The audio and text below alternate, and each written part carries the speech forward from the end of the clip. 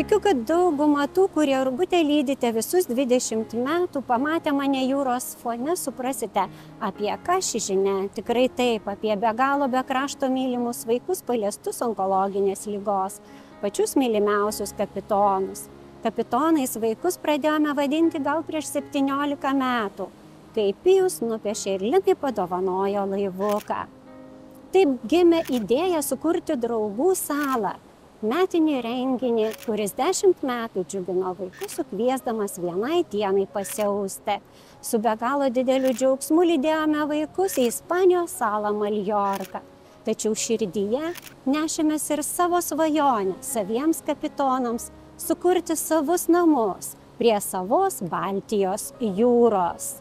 20 metų lašas po lašo šiam tikslui kaupėme paramą ir šiandien galime pasakyti, mūsų svajonė išsipildė.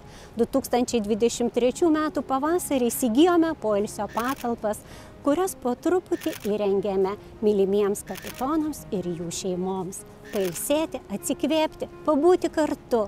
Tad dabar esame Palangoje ir praseikime gražiu Vanagupės taku link Santiago namų.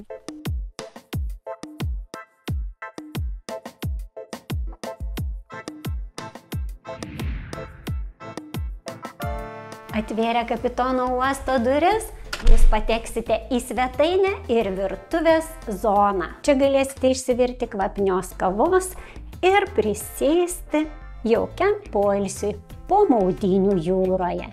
O tėvams jų kokybiškam miegui yra skirtas visai atskiras miegamasis.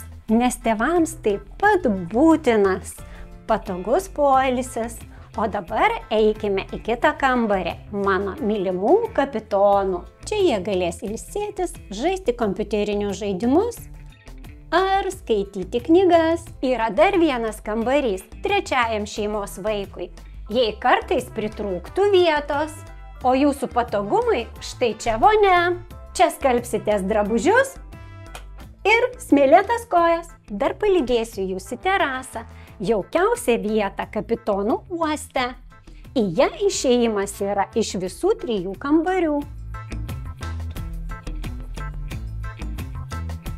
Terasoje jūs galėsite grožėti senomis liepomis, rinkti kaštonus ar matyti augančias pušis.